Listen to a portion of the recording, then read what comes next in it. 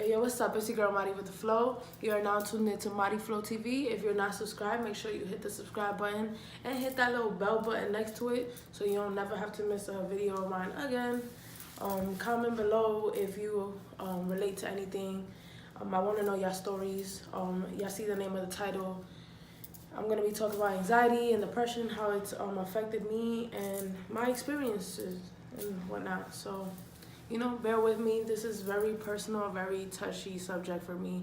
But I feel like if I'm going to be putting myself out there musically or entertainment-wise, then I feel like I want you guys to know me and understand the core of who I am becoming. That's pretty much it.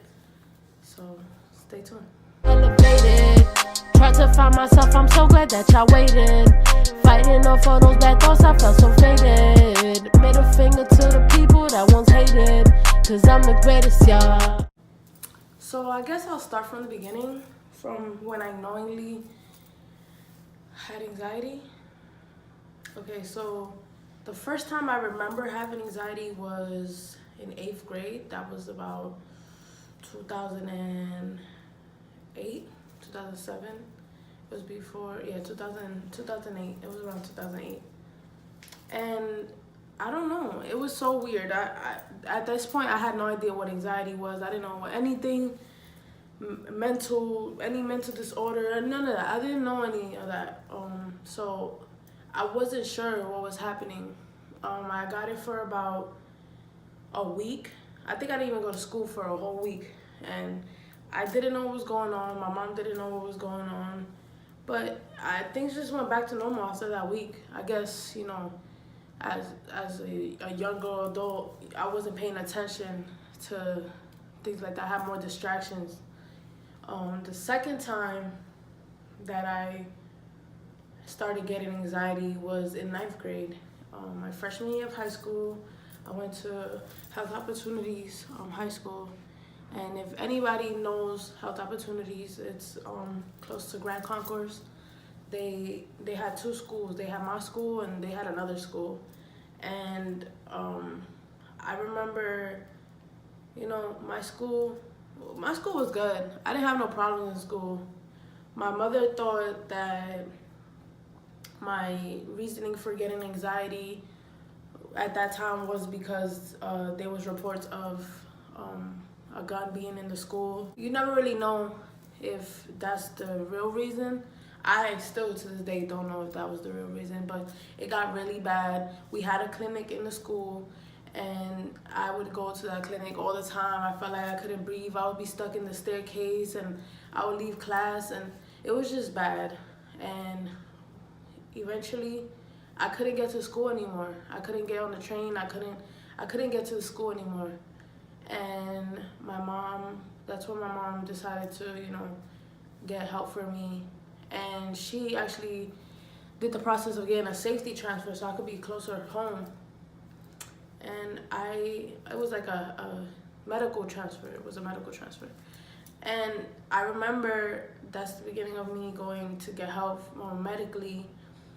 And they transferred me to a school closer to my house. And I think I went there for like a period. I didn't like it at all. It was so crazy. The school I was in before was actually, people would listen and stuff. The school that they put me in, over Columbus, it was crazy. It was always beef. It was always mad, extra. It was too much. I think I went for a period. That's all. I couldn't even find the nurse. I remember it was so bad. I called my dad and he came and picked me up. I never went to that school again. And I remember my mom used to get so upset at me because I couldn't get to school. I just couldn't go. So eventually, I started taking medication. I was going to therapy and I just couldn't get to school. So I got homeschooled the rest of 9th grade and 10th grade. The homeschool process was decent. It was decent education wise. As far as me taking courses at home with all the medication I was taking, it was just so draining. The pills they were giving me were like making me zombie like. I was just all over the place. I was falling asleep on the teachers that would come in, and it was just very bad at that moment. And I'm not sure what happened, but I didn't get my homeschool thing renewed, and like 11th for my 11th grade, I had a case open because I wasn't going to school and I was still a minor. So my mom looked up this information. I think somebody had gave her for a school. It was called CUNY Prep, and it was basically a GED school. But I learned so much in the school that I can't just say it was a GED school. Like, they really helped me transition into college and everything. Like, they helped me so much. I have no idea the exact moment that I realized that my anxiety was gone. That was around 2012. So from 2010 to like 2012, it was difficult for me to be a regular kid. So yeah, I went to the CUNY Prep school. It was amazing. My experience there was so good. It helped me. I was around people. It was overall a great experience. By 2012 of December, I was in college. I was going to turn 17, so I was 16 when I started college. Everything was good. I was living my best life. I was doing good, and then things became very difficult for me. My living situation played a part in that. Too much going on. I was like I said, I was gonna go to Germany. I was doing too much in school. Like, the classes started being overwhelming. Working, everything just became too much, and it happened again, and I ended up having to drop out of college. I quit my job, and I didn't go to Germany last minute, which was so disappointing, but my health is important. I wouldn't have wanted to go over there and panic and trip out, and I'm not home by my family, or, I did have friends that were going, but it just wasn't the same, so I decided to not go. And I wasn't good. I was stuck in the house. I didn't go outside from 2012 to 2012. Also, I started CUNY Prep 2011. 2012 to like 2014 in like June, I didn't go outside. And it was crazy. And then, yeah, like, I was on medication again. Not as much as I was before, because I just didn't want to feel zombie-like again. It was so bad. When I have anxiety attacks, it's just so, oh my gosh. Like, I start shaking. I feel like I can't breathe. I get hot. I start getting shaky. My mind races terribly. I think so many bad things. I never tried to hurt myself, although thoughts do occur in my mind. I know that there's a lot of people that do hurt themselves and try or want to die. That's a very touchy subject for me. Like although thoughts do come, I want nothing more than to be alive, or feel alive, because I am alive, but I don't always feel it. 2014, I started getting into battle rap. It's so crazy because I have so much battle rap associates, and only a few know how serious it was for me to go out there. And a lot of people just told me, oh my God, Mighty Flow, this is so crazy. Like, she's out there, she's a young girl, and she's pretty and all this, and she's full of life. And they just didn't know how hard it was to get to the events. At that time, I had a friend who, he was working with me in the battle rap community, who helped me and knew how difficult it was. I used to be bad before events. I was so nervous on my way to the events, and I would be every time, no matter what, every time I got on the train, I had to get off a few stops after because I was so nauseous, so anxious. It was to the point that they knew and I knew to bring a bag, a mint, and some water, no matter where I went. It was so bad.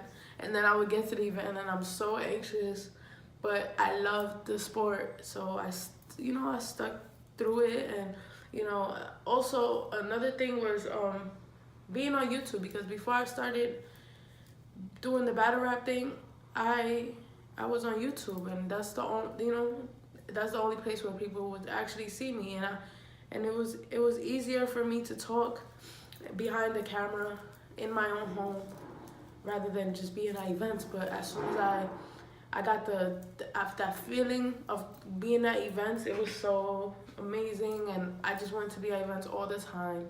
I started doing interviews. Oh my God, that was like nerve-wracking. I went to the UFF Ultimate Freestyle Friday on 106 and Park, and I was on TV and I was nervous, and that whole atmosphere, like, people don't know, it's so crazy. Like, it was so bad. It's crazy. My first event with I helped run a league. I Got Bars Battle League. It resides in New Jersey with my bro Monster.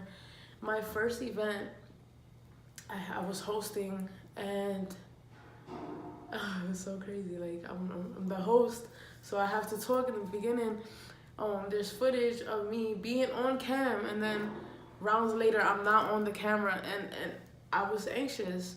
For those who know as well, going to events, the first few events I ever went to a battle rap affiliated, I went with my mother. She was my comfort zone. And I don't care how childish it looked. I didn't care. I was under 21, so, I did look childish. But guess what? She was my comfort zone. She helped me through it a lot. Eventually, I did not need her to come with me, and she was like, she actually liked the battle rap community when she was going to the events, but she was ecstatic that I didn't need her to come anymore. So, yeah. So, I was good till like 2016. July 2016, I was doing very well. I stopped doing the battle rap thing like 2015. I moved on. I was doing me. I was working. I was living my best life again. I have no idea what happened. I have no idea. Yeah, it was just very bad. And from there, everything has been going downhill. From 2016, like July to now. It's still going on. So yeah, like, it's just been very difficult. I haven't been able to be a regular person, go out and interact, and every time I try to go out of my comfort zone, I panic. So I'm in this stuck place in my life right now that I am going to start working on more. I always say that I'm working on it, but I got too comfortable with this being home, doing nothing. I don't go out at all has become normal to me. Thinking of even going out doesn't seem normal. So it's just been really bad, and it's taken its toll on me, my family, my friends, my relationship with my family and my friends. It's just been very difficult. If you're going through the same thing that I'm going through, or you've ever, I'm pretty sure people have gone through the same or less or worse than me, just don't quit. It's gonna be hard, and it is hard, but you don't quit.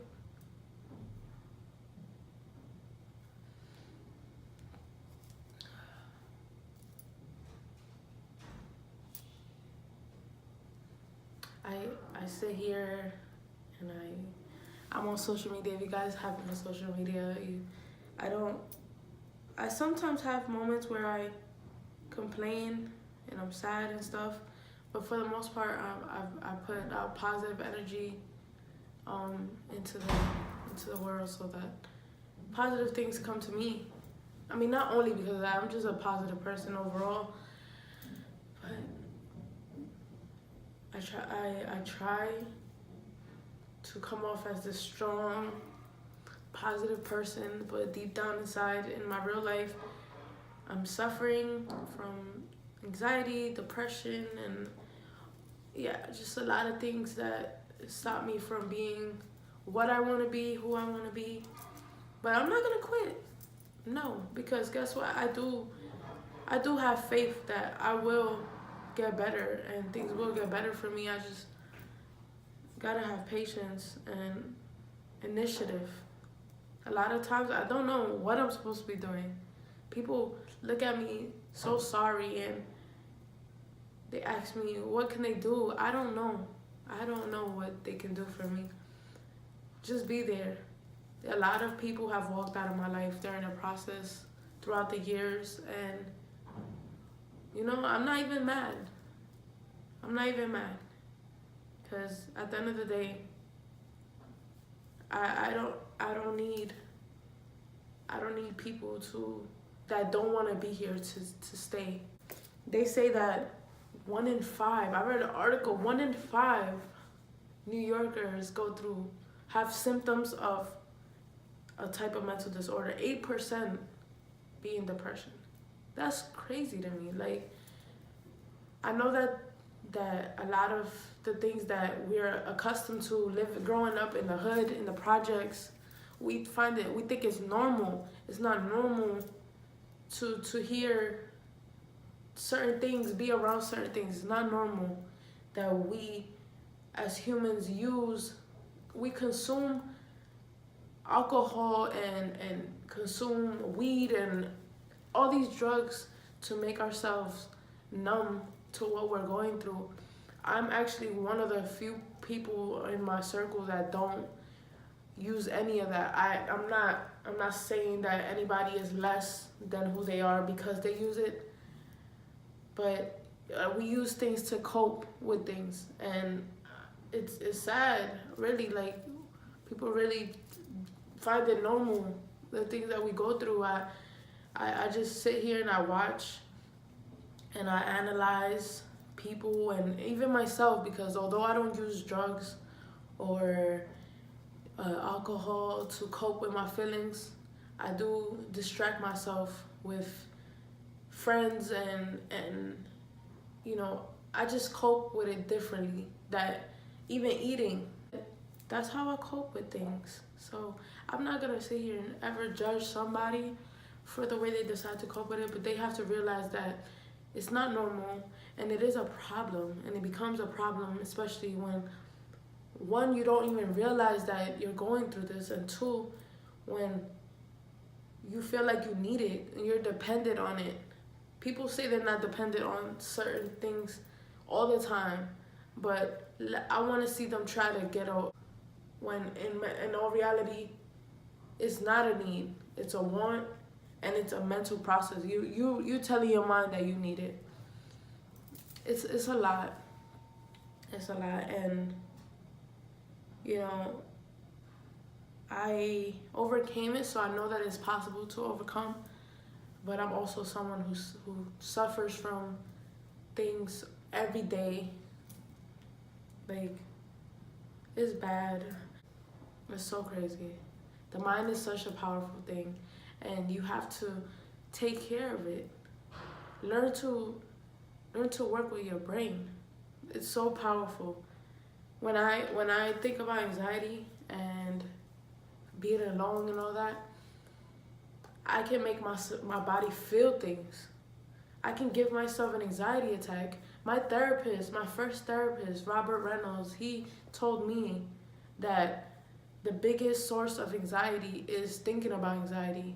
You thinking that you're gonna be nervous at this meeting is gonna make you nervous. Like, you just overthinking a situation is just gonna make you even more nervous. When in all reality, you have to feed your mind with positive thoughts. I'm gonna be good. Today's gonna be a great day. I'm gonna ace this exam. And it's hard, you know, you even tell yourself that and you're like, oh my God, I'm lying to myself. I'm gonna freaking fail. I'm not gonna get the job. No, you're gonna be good. And I'm gonna put the number and links of things that you can use for yourself. Anybody that is thinking of hurting themselves or anything, there's a suicide hotline. I'm gonna put the number on the screen. You can hit me up. You can write me. I'm very active on social media. I mean, I don't go outside, so I do have free time. I've tried to limit myself from being on the phone a lot, because that's also a coping mechanism that I use, that I feel like I can't live without, and that's sad. So there was growing up, I didn't have a phone, so I know that I could survive without it. So I've tried to limit the time that I use my phone. But you know, when I do get on my phone, you can reach out to me, and just, you know, anybody going through it, stay positive. You're not the only one going through it. Yeah, it's gonna be a bumpy road, and you might have to deal with this for a very long time. But stop trying to heal yourself from anxiety. Learn to live with your anxiety. That's the best advice I could give to you. It's been very hard for me. Growing up, I was a happy kid, always around family. Eventually, I didn't see my family as much. My friends, I've always had awkward friendships with people, and I've always been awkward socially, but you know, I like making people laugh. That one friend that makes you happy, that makes you laugh, that is so positive and full of life, there's a big chance that they're suffering the most. So just pay attention to them and tell them you love them. Tell the people that you're around that you love them. Make sure they know that. Sometimes people need to be reminded that they are loved, and that they are, you know, that they are important. They are beautiful. They are amazing people. Just a friendly reminder. But yeah, I'll probably talk about this again. I appreciate everybody that asked for this. I had to put a poll on Instagram and on Facebook to see what should be my next vlog, and this was the highest requested. So yeah, this is me giving you a little bit of flow.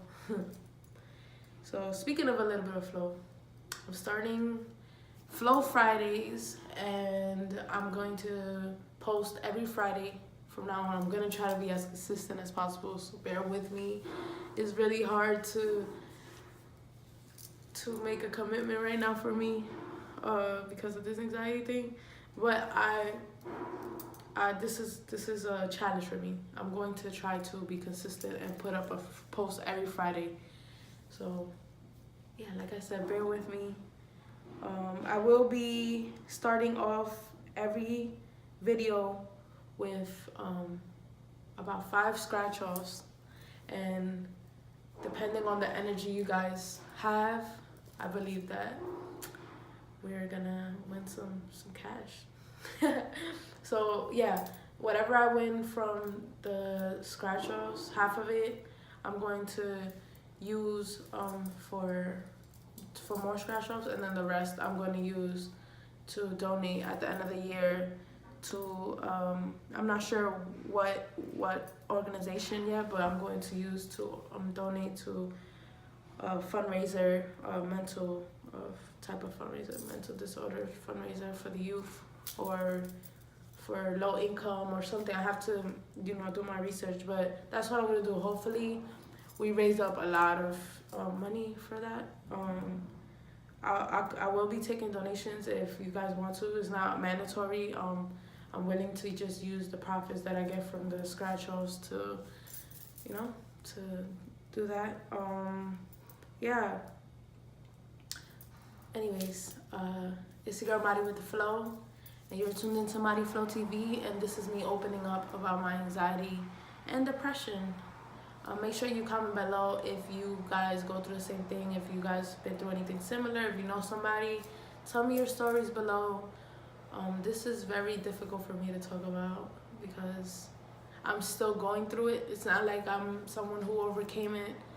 I mean, I did overcome it before, but like I said, I'm still going through it. It's very difficult for me, but I'm gonna get through it. I have faith in that. Yes, we're gonna get through it. Again, it's your Mari with the Flow. Like, comment, subscribe, and you have a blessed day. Peace.